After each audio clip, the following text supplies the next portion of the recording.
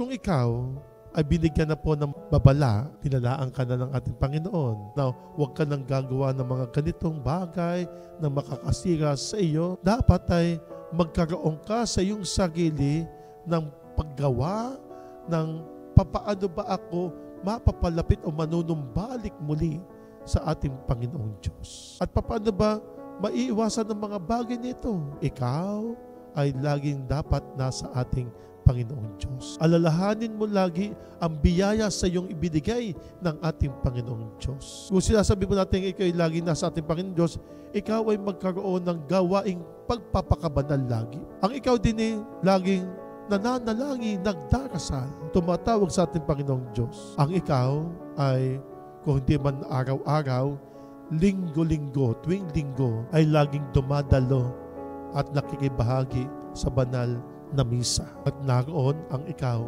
ay magpasalamat. Hindi ka lamang hingi ng hingi, kundi magpasalamat.